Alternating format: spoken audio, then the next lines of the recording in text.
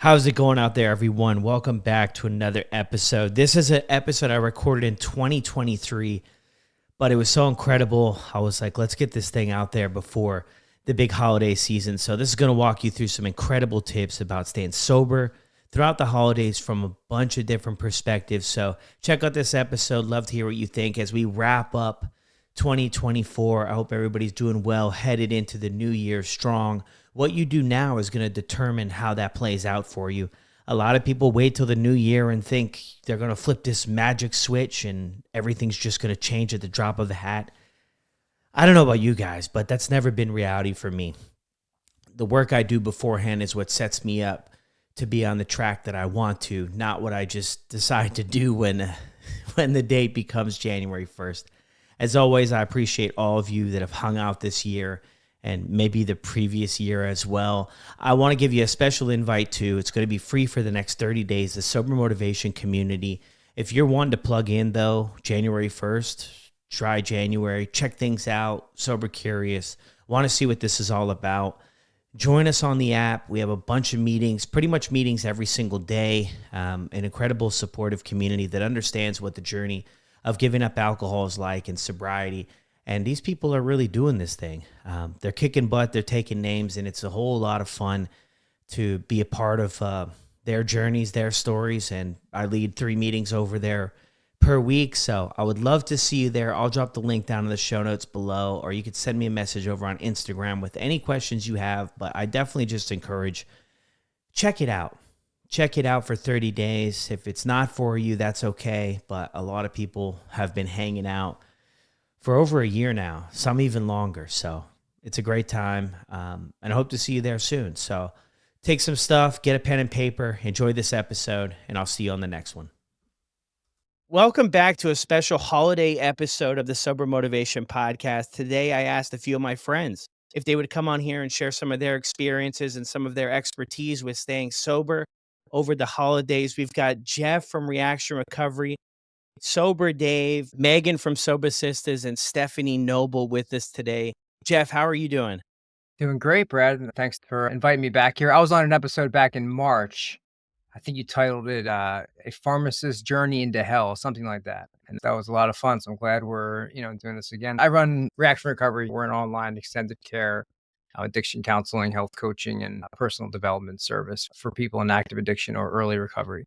So it's great to be here.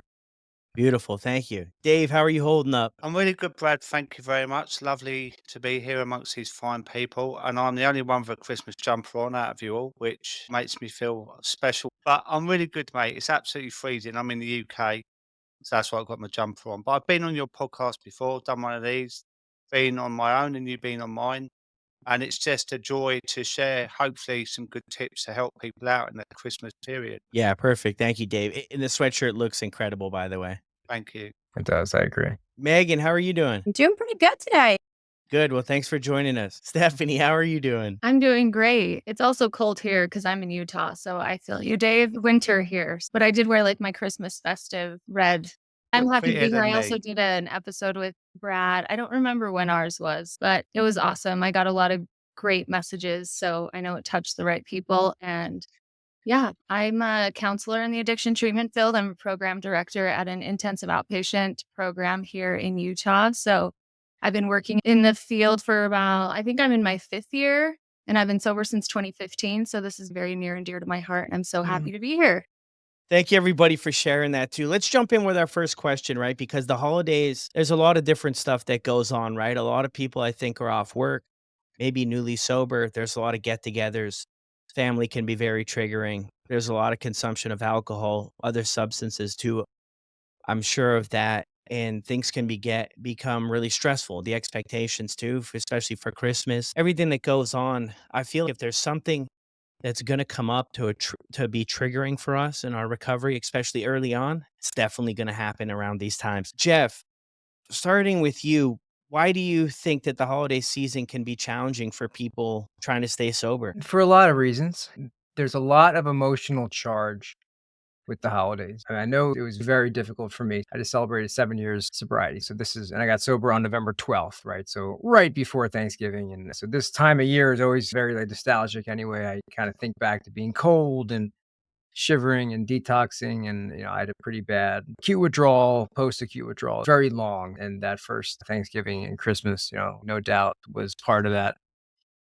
We call it that like Bermuda Triangle, right? We like lose a lot of good people from Thanksgiving, Christmas, New Year's, and all that time in between. And even like the work I'm doing right now, it's tough. And a lot of people are going through it. First of all, what I tell folks is like feel comfortable saying no to as many of these like invites or just like events that you might get invited to. I used to try to figure out little ways to handle some things, and there's a lot that we can do. There are a lot of tools. I'm sure you guys are going to get into some of these too, but first and foremost, you're not obligated to do anything, really, nothing. I mean, the world is not going to implode because you feel like you're being rude by not showing up to something. I mean, this time of year, first and foremost, this is about saving your ass, not your face.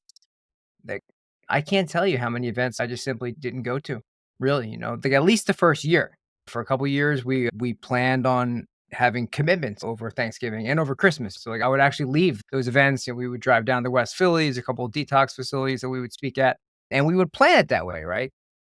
I mean, one, I was doing it because I liked it, of course, and I wanted to, but it was a great excuse to cut the night early. And I say it that way, right? And I like being around my family and friends, generally speaking. I have a nice family, but family it's incredibly triggering for all types of reasons, whether there's booze or other drugs involved or not. There's so much there, so much emotion. And really, what you're trying to move towards in the beginning is a place of emotional stability. So whatever you can do to avoid those high highs and low lows of the holidays, but it takes a while to get there. So like anything we can do, I mean, anything that we have to do to take some of that power away. For example, like how long we're going to be staying somewhere. Yeah, no, I love that. Is that you can say no to different events. You can Just leave, can just yeah, walk out. yeah, you can leave early, or you can just not go in the first place and you can catch the next one or the next year. Dave, what do you think? What made the holidays tough for you to begin with? I think it was the association. Change of seasons for me was a big part for me, going from summer where it was the barbecues into autumn where the leaves changed colours. And there was always something that I related to having a drink in an old pub with a roaring fire or the barbecue in a garden. And Christmas, all the advertising, it's everywhere, isn't it? Christmas jumpers that I've got on now. Pubs with little twinkly lights in the windows, and I think a bit of advice I was going to give is try not to romanticize alcohol because we do naturally. And, I used to journal a lot and write down the truth behind my drinking. So it wasn't going into a pub and there's cheers as I walk in because they knew that I was the big drinker and it'd be a big Christmas bash. It was more like, how long did that last for me? It lasts at tops the hour before I start to feel a little bit tired or aggressive, sleepy, and how would I feel at 3 o'clock in the morning if I woke up full of anxiety? And then what would be the domino effect the next morning around Christmas? You wake up Christmas morning, if you've had a skinful the night before, and you get off a Bucks Fizz at 10 o'clock in the morning, and that starts it off again, the domino effect. And I remember one Christmas, I was carving the turkey and I could hardly see. And I cut my finger, and the family were distraught. And so I think it's putting it all in perspective. And as Jeff says, it's how you present it to other people. And I always say, stay in your lane. Really, before you go to these family gatherings, get it clear on your head what you want. What are your whys for not drinking? And also, don't give it too much energy because if you say, "Oh, I'm trying not to drink and I'm struggling," people are going to hook into that and go, "There's nothing wrong with you. Have a drink. Go on. It's Christmas, right?" So you go, "So I'm not drinking at the moment," and that's it. And it's simple, and you minimize the drama. Yeah, figure out before you go to the events what the decision is going to be and how you want to go about it. Don't wait till you get there. And I love what Dave was just saying, Brad, just in terms of making it clear, I am not drinking, right? Using those words versus I'm trying not to drink tonight, or Yeah. I don't really want to drink that much tonight, or anything. I was actually just talking with somebody this morning. She went up to Spain and there's kind of like a big little event, and she made it almost the entire time. And then the very end. And that was what it came down to, right? She had told a friend, I'm trying not to drink too much tonight. Okay. Which worked for an hour and a half. And then that friend, oh, here, have a glass. And she had a glass of wine. And then the whole night was just like a disaster. And that was the conversation, right? It was setting that early on. I am not drinking tonight. Most of the time, that is enough right there. Some people might press you, and then you can come up with maybe a follow-up response to that. But I am not drinking tonight is huge. Yeah, no, I love that. Megan, what are you thinking about all this? As you know, my sober date is the day after Christmas. So the holiday Oh, times wow. definitely, I'll be hitting my 3 years on December 26th of this year. So holidays actually, before I quit drinking, were harder for me. They were extra lonely. They're still lonely. I'm getting there just because I don't have family around here. I'm divorced. And so holidays can be difficult for me, but I would always ramp up my drinking around the holidays.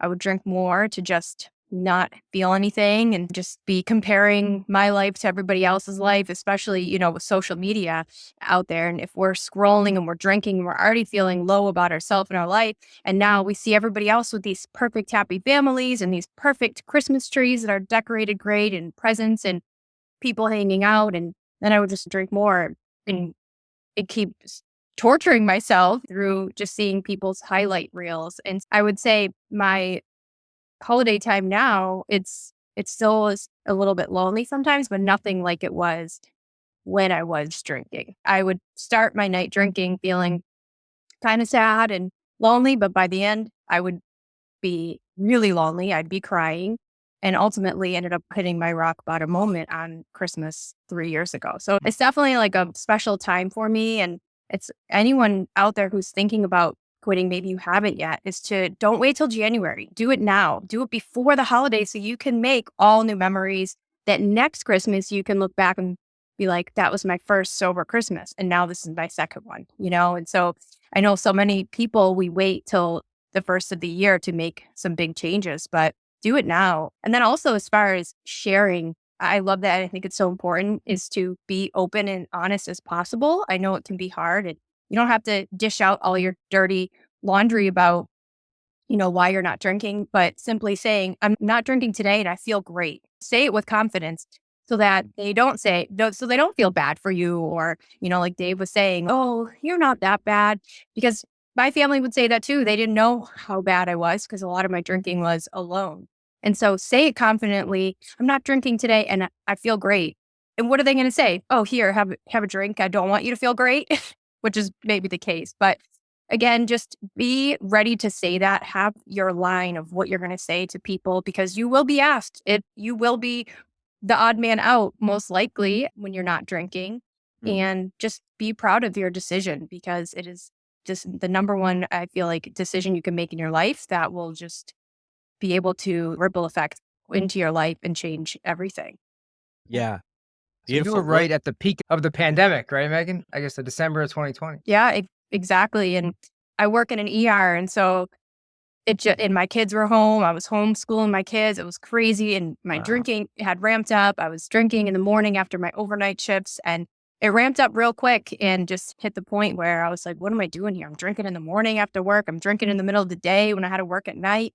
And so, yeah, for me, it was a blessing in disguise at that time that everything just kind of got, escalated so fast. Yeah, I think since Jeff brought up the names of the episodes, I think yours was like the present that kept on giving or something because of the holidays, right? That's incredible. And maybe even like I've heard people share like practicing in a mirror or role playing with somebody about what you're going to say and have a response down pat so that you're not fumbling and that you're confident in your approach and how you deliver it, I think is going to instill more confidence back towards us about our delivery for things and even mentioning before we go to these events.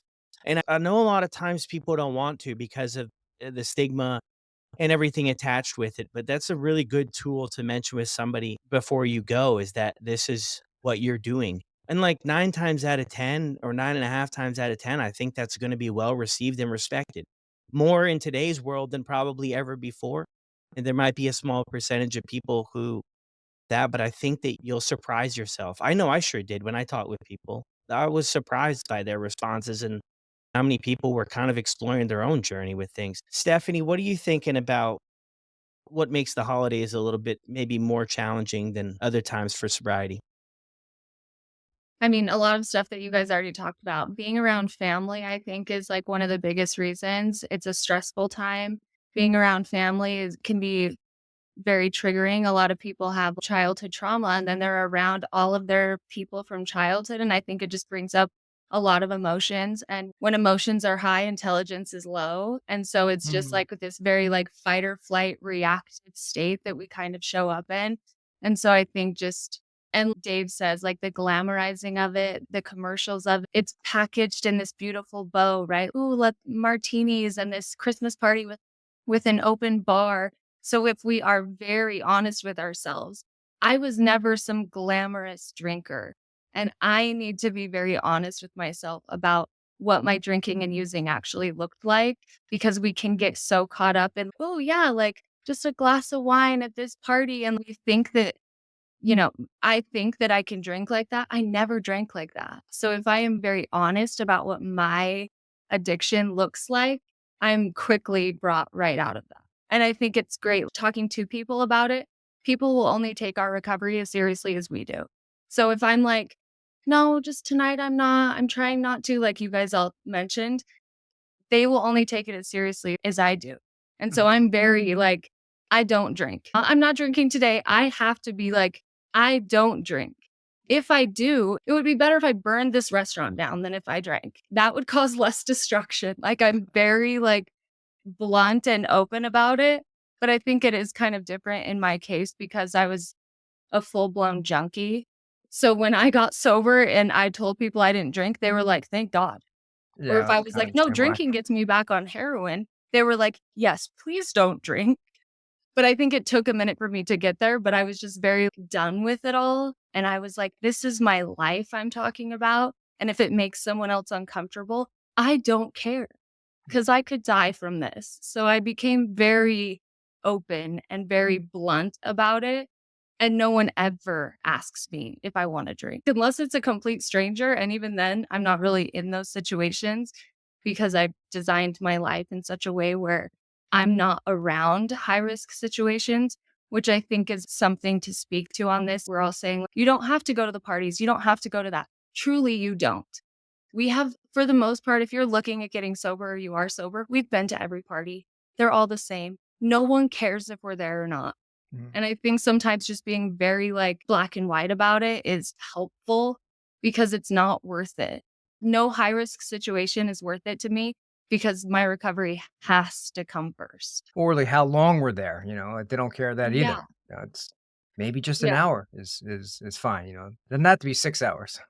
No. And I think too, like when you get sober, like nowadays, like the longer I'm sober, the less tolerance I have to be around drinking Mm, at all because there's no room for genuine connection. And that's the thing that I thrive on the most in my life is genuine connection. And when booze is involved, the chances of genuine connection is completely diminished hour by hour. And I just don't care to be there. So if I do go into situations like that, I go early, I leave early, I bring someone with me. I have a code word. If I'm with Jeff at a party and I'm like, hey, code word is like jingle bells. The second I say jingle bells, we're gone. No questions asked, right? And I just make sure that I set it up in a very mm. safe way. But I know that it wasn't always like that. So I know I'm coming off kind of like aggressive, but it took me a minute to get to that place where it was just like, this is what it is, take it or leave it. Yeah, love that. Yeah, no, that's great. Yeah. No, it's not aggressive at all. I mean, I think that's the reality if we want to string this thing together, right? For me, kind of comes down to those boundaries and in letting other people know, like you mentioned there too, about other people are only going to take it as serious as you're taking it. And I'm a big believer that we teach other people how to treat us. So if we just let them do whatever and we don't have any boundaries or hold any boundaries ever, then we're Mhm. just going to get run all over. And I was like big into people pleasing. So I always went to the events and did whatever was needed, brought the carrot cake, whatever was asked of me, and hung around to the end because I thought people wouldn't like me if I Mm, didn't. And everything you all are saying yeah. makes so much sense. And we've got to put recovery, the sobriety is the number one because without it, I mean, for me personally, everything else falls apart relatively quickly.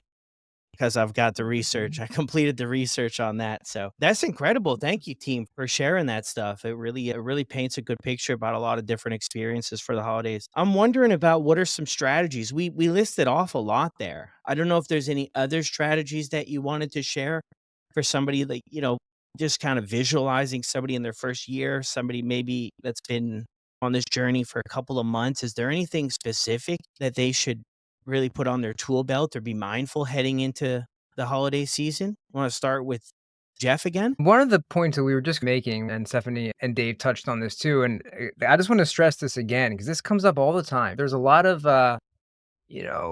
maybe like excuses for why I'm not doing something, right? And you get into like the classics, I'm whatever. I'm taking a course of antibiotics, so I'm not drinking. And that's fine. I had the same experience as you, Stephanie, where so I was living in California for maybe the 6 or 7 years where like my drug addiction got really bad. And then my family sort of found out about it from a call from a jail cell. Essentially, it was like an explosion. So everybody had to find out everything overnight. So nobody ever said to me, "Why aren't you drinking later?" And that they knew that it was heroin and meth, and my life was completely destroyed. So I didn't get those questions either. But this comes up a lot, right? Where I don't know what to say. What are they going to think? I'll just tell them that I'm whatever, not feeling well, or I'm taking hormones for blah, blah, blah. I mean, that's just a reservation, right? Where now, like, if that's where you're at right now, that's where you're at. So that's fine. But it's like, are you going to be on antibiotics for the next 50 years? Are you going to just be continuously taking antibiotics? So, like, at some point, saying, I'm not drinking because I don't drink. And then if close family, look, like your close family and friends know what's going on to some extent. Most of the time, people that are close enough to you are not going to be blown away. That, oh my God, really? You had a problem drinking? Usually the ones that have a problem are the people who kind of drink like us, right? And then maybe like your sobriety is kind of like an accusation almost. Or if somebody drinks just like me and that person says to me, I'm not drinking because I have a problem drinking. What does that mean about my drinking, which I'm not ready to look at yet? So people don't like that. And those are the ones who usually have most of the problems. But yeah, 97% of people are they're not thinking about you nearly enough to really care about what's in your cup. I'm not sure if I just answered your previous question or not, or if I just went into some other topic. No, that's good. I think it's that idea getting off the fence of things here, Mm, right? About like just making a decision and going all in on one thing. Because I mm, think we can even fool ourselves in a sense. If we go into a bunch of these different conversations, well, I'm not doing it today. I did that a lot. I did that a lot. Like, I have a lot of experience with that. And what I was doing looking back, like I didn't know this completely honestly at the time, but looking back, I was just leaving the door open to retreat back because I knew if I did end up going back to the way I was living and I didn't make the full commitment to my family, to my close friends, to my brothers, then they wouldn't be on my back. But there's a level of accountability when you have decently healthy relationships and you make a commitment to going alcohol free or sober or getting off drugs. People around you are healthy relationships. There's going to be a level of accountability, not judgment, but accountability of the way my mom went about it after I did say this is what I was doing, and when things didn't work out and I had a relapse, she would mention something to me and I would get upset, right? "Mom, come on, how dare you? You have no idea." And my mom would tell me this. She would say, "Hey, this is what you said you're gonna do. I'm not telling you what to do. This is what you decided you're gonna do, and I'm just simply asking about it." And it really put the ball in my court to say, "Hey, you know what? Like, this is true accountability, and this is kinda what I, in a roundabout way, asked for." So, yes, Jeff, great thing. What do you think, Dave? What's a few things that we can put on our belt? I think personally, there's no good just racking up the days thinking, right, I'm going to try and get through today. I think there's a plan you need to put in place. I talked about associations earlier, and that could be a certain time that you would normally drink in the day, whether it's lunchtime, whether it's evening. So you need to fill the void of that and think, right, I need to plan ahead and maybe do something different. The environment's important. Is where do you normally drink? I used to have my position in my lounge with my table next to me and my vodka bottle next to that, and I didn't even get mhm, up unless I needed the toilet. So it's no good me sitting there tapping the table with my fingers, thinking, well, my brain's going to go, there's something missing here, and the craving's going to get worse. I removed myself from that situation, and even if I went to bloody bed, I would never drink in bed, but that felt a safe space. So it could be exercise, get out in nature, get stuck into a Netflix box set. Do something different. It kind of tricks the brain and remove the association. And I always think a plan is really important because otherwise you white knuckle it. And social media is fantastic these days. There's so many different options out there. Online AA meetings, there's a great app, Sober Buddy, I think it is, right? There's a great community in there. And, having conversations with people, like-minded people, is what keeps you going because you feel lonely enough when you're drinking, don't you? You could be at a party and there's a room full of people and you're isolated in your own addiction. So why feel like that if you're trying to stop drinking? Because those thoughts can eat away at you, and then before you know it, you're drinking again. So I think a plan is absolutely essential. Plan ahead, tell people what your Christmas looks like to you. And I think Stephanie said earlier about confidence, and knows that Megan, be confident in it. If you go in weak, they're going to pick up on that and they go, that thing, go on, it's Christmas and that. And if you're not confident in yourself, you're going to give in easily. And if you tell them up front, they know, and you've got to be firm with your decision, healthy boundaries as well.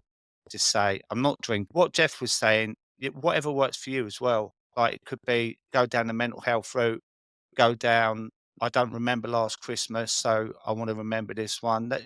Whatever works for you, what feels comfortable for you is how you can play it. But yeah, definitely a plan, Brad. Yeah, beautiful. I love that. I'm a big planner. Do you know what? That's why community is really good for you, right? Because if you are in a facility and that and you come out and you've got a community as well, that can be part of your plan because connection is the opposite of addiction, right? So being amongst like-minded people that can pull you up when you're down, there's accountability, and that's a big part of that plan moving forward as well. Yeah, and that's so important to be connected with other people. So a written plan is definitely, I think, a must-have to navigate the holidays. And some great tips everybody's given for anybody who wants to put together a plan. I've already heard 50 things that you could put on it. Megan, what do you think? Yeah, I have a couple of things here. And the first thing is that most people who drink, wherever they are on the spectrum of drinking, they wish they drank less or not at all. Majority of people who wake up after a night of drinking are like, damn, why did I drink that much last night? And so the fact that you are brave enough to head into a Christmas party or a work Christmas party, whatever it might be, and not drink is actually really amazing and brave. And so something that is going to be really helpful and key is your mindset. If you go into this party, it's going to suck. It's going to be so boring. I'm not drinking. Everybody else gets to, and I have a problem and I can't drink. So I shouldn't even go. It's going to be pointless. If you go into it like that, thinking it's going to suck, and it's going to suck, it will. But if you go into it, this is just one Christmas. You don't have to think about every Christmas for the rest of your life or every holiday, whatever you celebrate. It's just this once, just this year, just one day at a time, one holiday at a time, one event at a time. And truly, this one decision could change the whole trajectory of your life. And so many people I know worry and get caught up on what other people are going to think. And then that's why they end up, drinking that night or, okay, well, just today because people are asking me and I don't want to feel like the odd man out. But, people are going to hate on us no matter what. They're going to hate on us when we're at our lowest. They're going to hate on us when we're at our top. So why not just do what makes you happy? And if that means not drinking and trying to remain sober for as long as possible, then why not just do that and try not to care what other people think? They're not the ones that are there with you at 3 a.m. when you wake up hating yourself, just feeling like absolute crap. No one else is there except for you. And even if someone's laying next to you, they still don't know how you feel. Only you do. And so I just think mindset, not going into it this as a punishment and that you're broken and something's wrong with you, but instead that you're so intuitive to have realized this was a problem and that you're doing something about it to change it. And for me, that's been really helpful as just thinking about it as a decision that I make every single day, but knowing that it's getting me to a better place than where I am even today. So that's, I guess, my little tip. Yeah. Brought the fire right there, Megan. I love that. The way we think about it too. Is I did a meme, it always is really popular on Instagram about we might think that giving up alcohol is about like giving stuff up, but it's really about so much more than that. We're really not giving anything up. we're really getting so much back. It sometimes takes a little bit of time for the clarity to click in to maybe realize that whole idea, but yeah, I think it's incredible, right? And keeping that mindset and making that decision every day. Even after all these years, it's a decision I make every day when I wake up. Hey, this is just the way it's going to go today. And I'm not spending an hour, 2 hours on it, but it's just, hey, this is just the way that today's going to go. And I was talking with Dave too. When was I talking with you, Dave? Yesterday?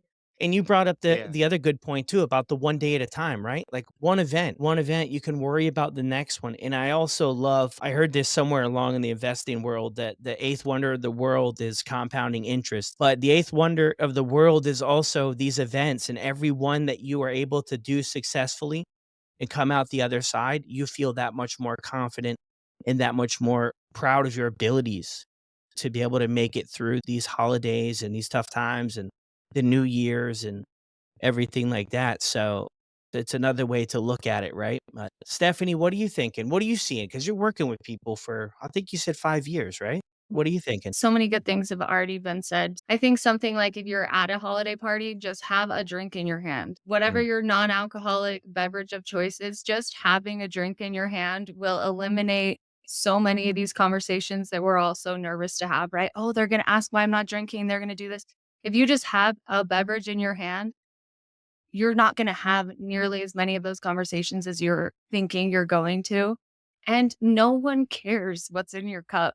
No one cares if you're drinking. I think we build it up so much, like they're going to ask why and they're going to do this. For the most part, actually, like for all the part, no one's thinking about us.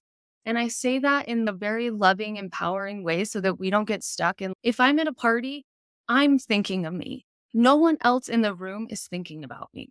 Everyone is too busy thinking about themselves. So I think we build it up. Oh, crap. I have to tell everyone how I'm a former junkie and I went to jail and I did this and this is why I don't drink. If I just have a drink in my hand and I'm like saying hi to people and making the small talk like most people do at holiday parties, it's never going to come up.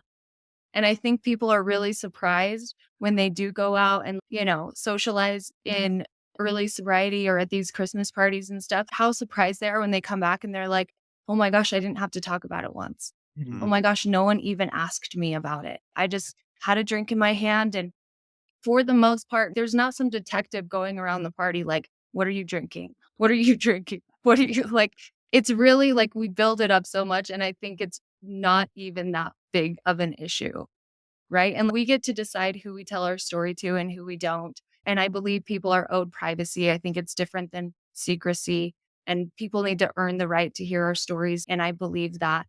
But for the most part, especially in professional settings or settings where it's not like immediate family who already know, like Jeff said, we don't have to like worry so much about that. And so I just want to tell people that because we do have these conversations a lot. And I think people do really get nervous about needing to tell people about how bad it got and where they're at in it, when for the most part, it really won't come up. If it does, you get to decide what to share. And again, you guys have all given so many great tips. But for the most part, no one's thinking about us. So I think one skill or tip is have a drink in your hand. It will eliminate so many of those conversations. And then as far as like in between the holiday parties and stuff like that, like Dave mentioned, recovery lives in your feet. You have to keep taking action.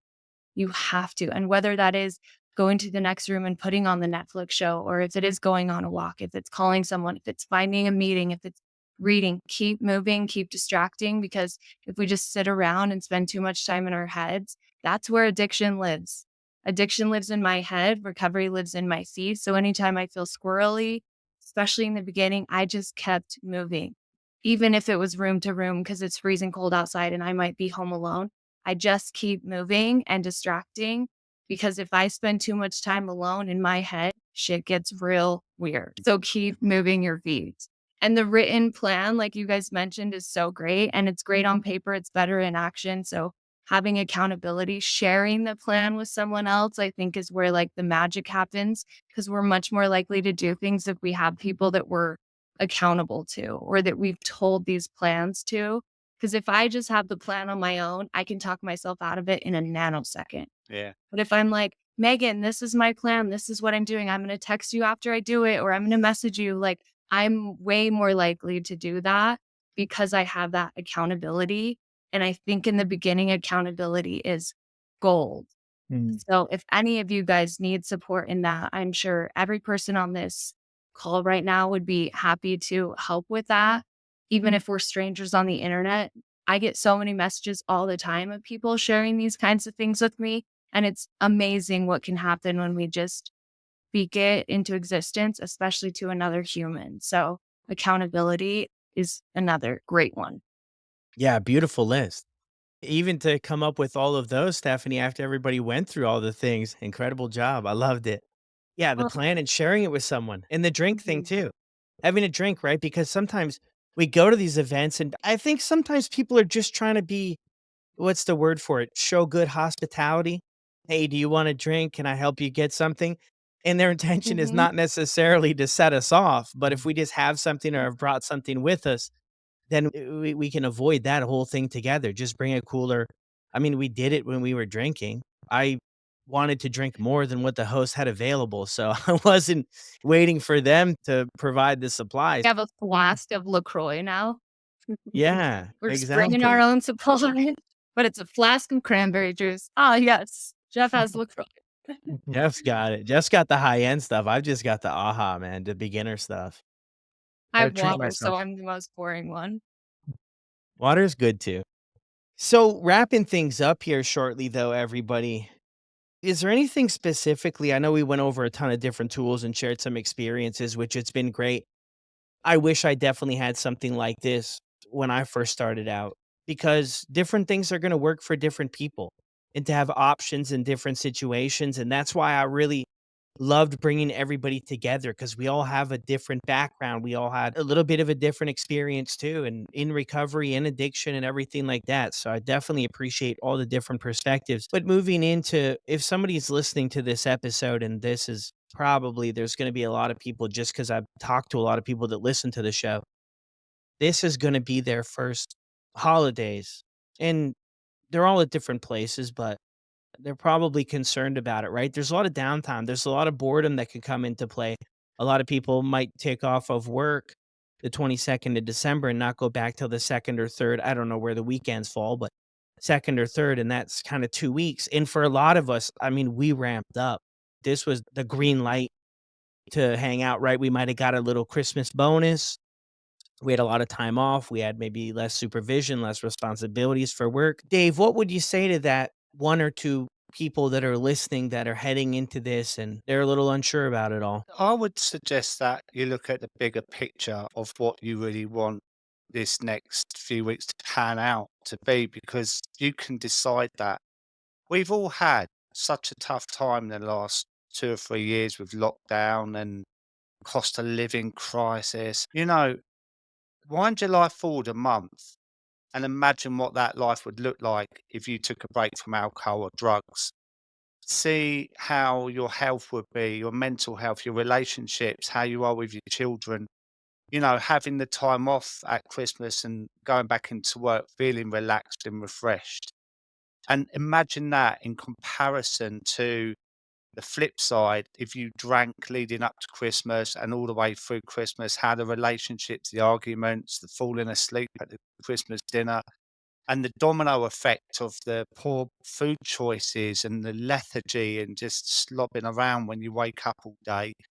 Try and think of the comparisons. And the guy said earlier about going into it with a positive attitude, being really positive about it, and self motivation, and to connect with the right people and to educate yourself as well. There's so many brilliant podcasts out there.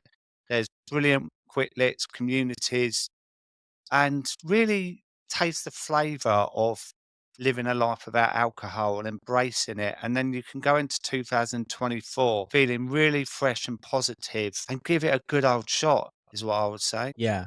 Well said, Sir David Wilson. Thank you. And just check it out. Yeah, check it out. 30 days. See what improves. Look at it like an experiment, like what can I gain from 30 days away from these toxic drugs? Like have an experiment, make it non-negotiable. right, I'm going to give myself this opportunity for 30 days to see how I look and feel at the end of it. And then you can make a decision after that. Love that. Jeff, what are you thinking? I love what Dave just said. Yeah, I mean, I guess if there's like a lasting thought, it would be like, you don't need to prove anything to anybody, you know?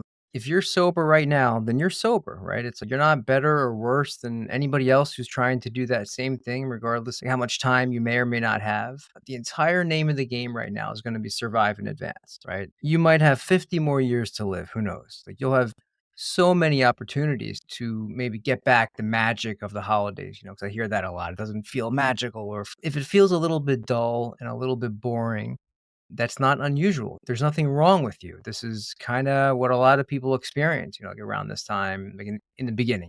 I promise that's not going to last forever. Surround yourself with good people, prepare a plan, like everybody was just saying, set your boundaries, you know, hard and firm. Okay, this is what I'm doing. And then commit to yourself to not picking up no matter what. You know, exactly what everybody was just saying. So it's not, I'm going to try not to drink tonight, or hopefully I don't drink. It's, I'm not drinking right now. I'm not saying I'm not going to drink for the next 60 years. I'm saying I'm not drinking right now. And happy holidays. Thank you, Jeff. That's an incredible point too, because early on, yeah, it feels things can feel kind of blah, right? We're not getting that massive dopamine hit all the time that we have become accustomed to, the highs and lows. And we're more of like it's more of a regulated wave. So we're not getting the big highs. But the good news is too, is we're not getting those big lows necessarily as big of a crash, right? So I can relate to that 100%. I didn't really feel joy doing anything, but I just stuck with it. I just stuck with it like we have to do.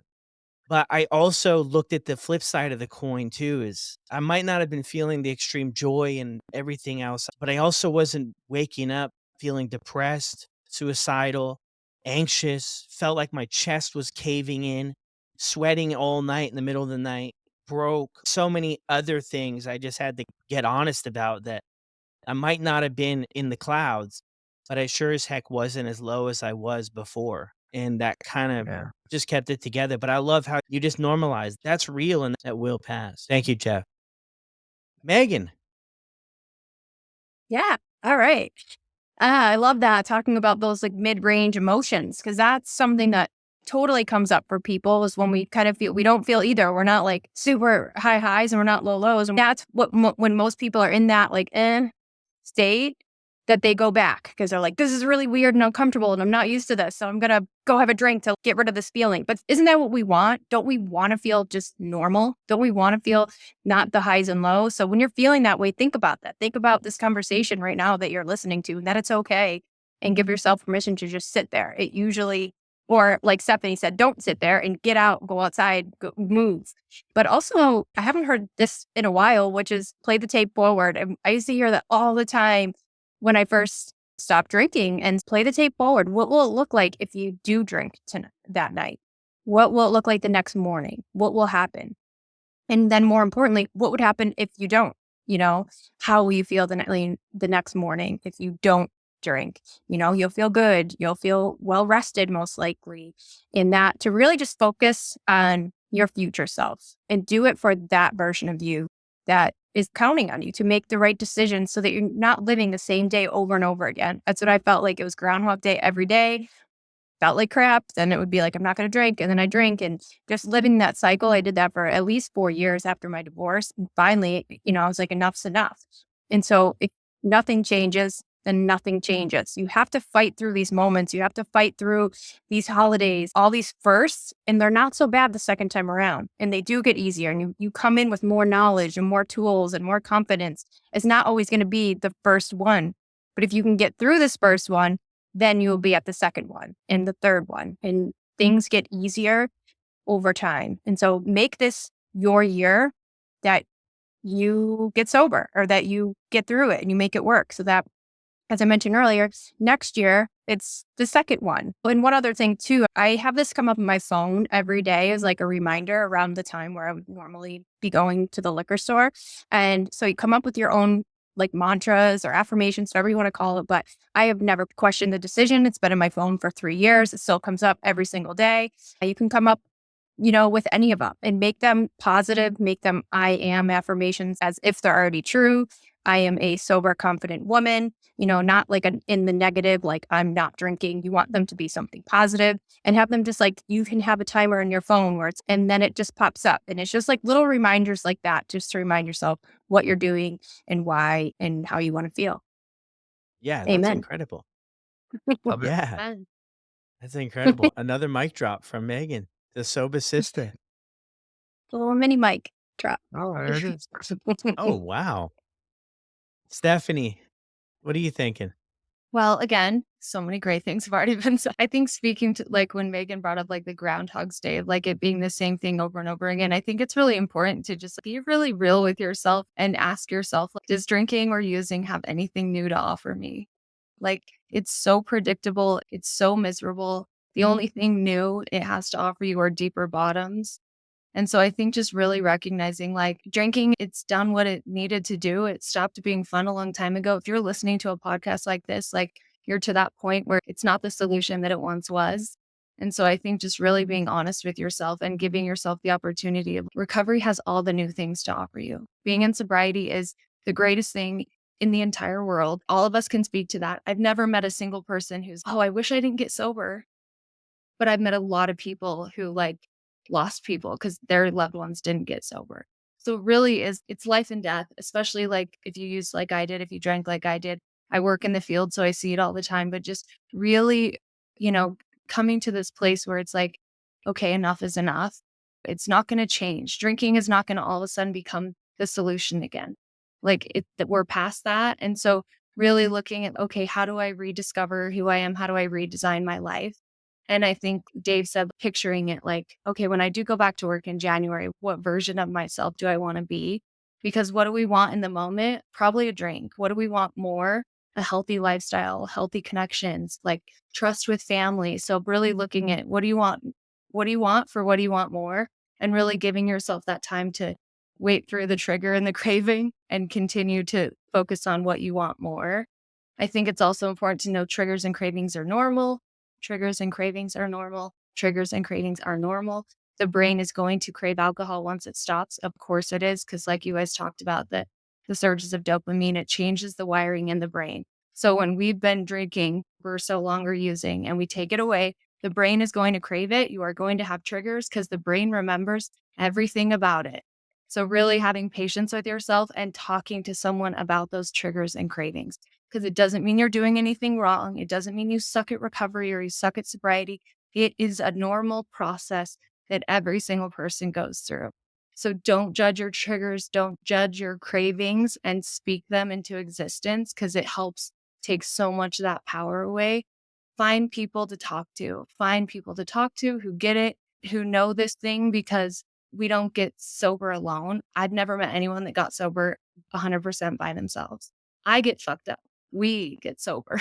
So find your we, find your people, reach out, talk about the triggers and cravings, and look for the glimmers. And the glimmers are just like the opposite of a trigger, right? So even though it feels like Jeff and Brad, you were saying like, oh, this feels boring, this feels shitty, please look for the glimmers. Look for the snow glistening and the mountains looking beautiful. You can tell I'm from Utah. Find your favorite song, eat your favorite food, go on a walk, find little glimmers that we can hold on to that keep us going, because there's so much magic that we can find in sobriety that's just not available to us when we're drinking and using. But if I can do it, and if all these people can on this call can get sober, anyone can. I truly believe that. We have a guarantee to get better if we just move our feet, don't use no matter what. If anyone needs support, reach out, and happy holidays. Wow. Wow. Amazing.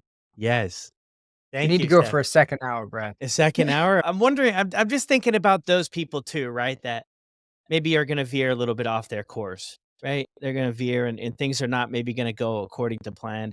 And I wanted to send a little message to them as well, to if that is the case for you and you do have a slip or a relapse or you go back to some old behaviors, have a little bit of grace for yourself and get back up and get back at it. You don't need to wait till the new year. You don't need to keep going. You got to get yourself back up. I had somebody actually reach out to me today, 5 years of sobriety, had a relapse, and now is finding it very challenging to get back going. And that's a very real thing, and it can be a tough spot.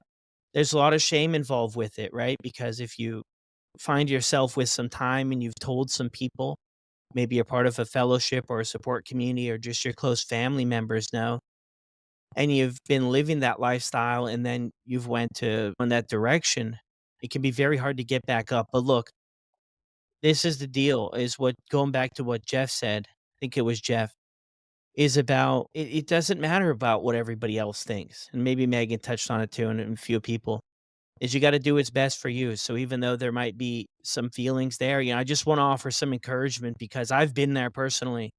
I had everything figured out and it was really tough to come back, but it's so important to give yourself some grace, get back at it and really be honest with what you were doing. Maybe some aspects of it were working. Maybe there were some aspects you were avoiding that you could implement maybe differently this time. So if that does happen, get back up and get back at it as soon as possible because what you'll hear more times than not is when you jump into a relapse, things get worse. Every time things get worse and they get worse. And I think part of it is that the shame that we feel, that we can feel, right? Because we feel like we've failed. Well, we've let everybody down. And you only ultimately fail at something when you quit trying. So if you're still working on the journey, then you definitely haven't failed.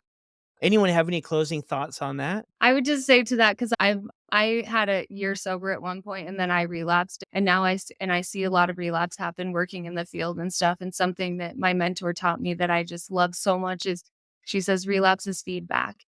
Right? It's just feedback. So if you have a slip, if you have a relapse, take a look at the feedback that you can gain from it because the using and drinking is the last thing that happens in a whole series of events. So like you said, Brad, going back and seeing what was working, what wasn't working. But if we're lucky enough to come back from a relapse, because not everyone does, please get as much feedback out of it as possible. Addiction wants me to live in shame because then it gets to keep taking me down. But recovery tells me, what can I learn from this? How can I move forward with all of this information and this new feedback and make sure that I notice my relapse cycle a little bit more clearly? But but the shame is the addictive part. So when the shame comes up, ask it to leave. It's just feedback. And I loved hearing that because I think it offers so much grace for it. Of yes, I slipped. Yes, I relapsed, whatever it may be, but I can learn so much from it so that I don't completely have to spiral. So it's just feedback, get the feedback. Yeah, I love that. Dave? Well, I was just going to say that this journey is never linear, is it? And it's also a reminder not to get complacent and think, "Do you know what? I've cracked this. I'm never going to drink again." And I look at it like an ex that stalks you, that can be silent for years, and all of a sudden she pop up in the high street, and you're like, "What are you doing here?" And it's not snakes and ladders as well, is it? You don't get to 98 on the board and then you think, "Oh, I've got to go back to number one and start again," because that can bring in a lot of shame as well. And it's what you do with that slip up, I call it. And as Stephanie said, it's feedback. You're obviously taking your foot off the gas somewhere along the line, and you can think, right, I need to learn by this and carry on and just look at it as feedback, a learning, and I won't do it next time and keep on going because otherwise it's like pushing a domino, isn't it? And it all comes crashing down. And before you know it, you've done a month or two of heavy drinking or drug taking. Everything goes out the window, the relationships, the food choices, and then it's so much harder to get back up and start again. So I think you need to really nip it in the bud immediately, reach out for support, share your experience, and give yourself an easy time. Just think, wow, okay, what do I do? The whole conversation tonight's been about positive thinking. So it's not, I can't do this, I'm useless. It's, do you know what? I've done 5 years, for example. I can do another 5 years. Come on, brush yourself down, get up the next day and start again with a positive attitude. I would say that it is hard on the ego, right, in terms of, like, consecutive days. I think that's what you guys were just touching on, and that comes up a lot, and I mean, I experienced this, and that is hard, if that especially if that number kinda means something to you and you are talking about that number, for example, to feel that we have to restart it, it's hard. I was court ordered into treatment in 2013, and I said that I got sober in 2016. So there's 3 really long years of a lot of relapse and slips. I will say that the first holiday, I was probably a little bit too arrogant about the whole thing. I was telling everybody like my story and I'm done and I'm not drinking anymore and all that stuff. So I will tell you that this past time I've been way quieter in terms of any of that forever talk, right? There has not been any of that stuff at all. I've watched my words. There's been no pink cloud. There's been no excitement. If you can regroup and kind of keep moving forward, it's, a lot of people end up being better off for it. Yeah, so true. Yeah, just getting back up and at it. Megan, do you have any thoughts on this? Yeah, most people don't wake up every day and say, hey, I want to quit drinking, and then they never drink again, and it's happily ever after.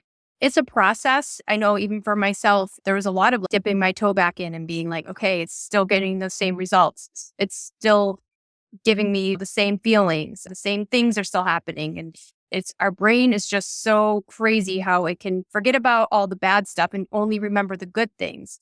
And so really remembering what it's like if you go back. Instead of playing the tape forward, sometimes rewind the tape and remember some of those moments. I don't like to dwell in the past, but sometimes just remembering how bad it really was, because our brain can really just trick us.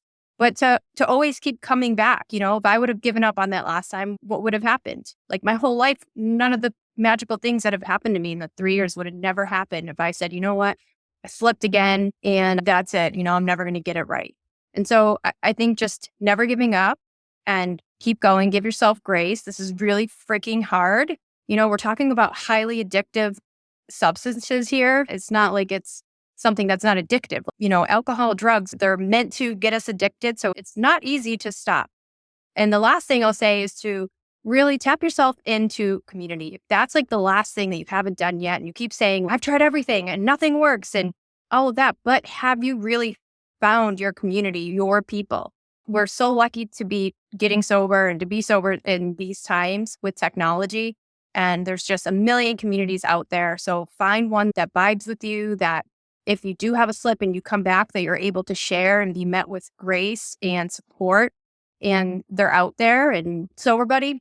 But again, there's so many out there. So you just have to find what works for you and vibes with you. And it makes you feel like you found your people. It makes a huge difference. I wouldn't be sober 100% if I never logged on to my first ever virtual support group 3 years ago. So true, to get connected with people that are going to be good for you and people that are going to support your journey. Whatever you got to do and tell yourself to get back going is going to be helpful, because staying down and staying stuck is, it's just such a slippery slope. It'll just go back to literally the way things were and probably a little bit worse so quick.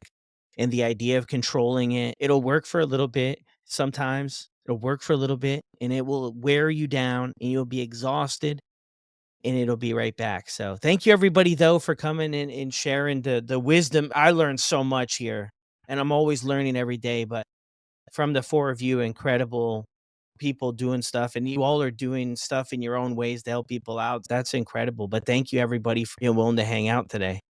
Thank you, mate. Thank Thanks, you, Brad. This was Brad. great. Thank you for what you're doing for the community too. My people love, all my clients love your podcast. So Same. it's amazing. Well, you guys have all been There you on it. go. You're all part of it. You're all part of it. Well, as always, everyone, another incredible episode on the podcast. So grateful for Jeff, Dave, Megan, and Stephanie for jumping on here and sharing their experiences, their thoughts about making it through the holiday season sober. Ton of experience on this episode, a ton of sober time. I hope you guys were able to get something from this episode. It was a lot of work. It was a lot of work, but I wouldn't trade it for the world. If all we do here is help one person show up for the holidays and show up for their family or show up for themselves, our job here is done. So thank you guys for tuning in. Can't wait for the next couple episodes. You're gonna love them too. So as always, I'm extremely grateful for the support, and the community that we've built is just incredible. The kindness that all of you show to the previous guests. And don't forget, send these people a message. Send them a message. Jeff, Reaction Recovery, Megan from Soba Sisters, Soba Dave, and Stephanie Noble all drop their links to Instagram in the show notes below, but be sure to send them a message and a big thank you. I'll see you guys on the next one.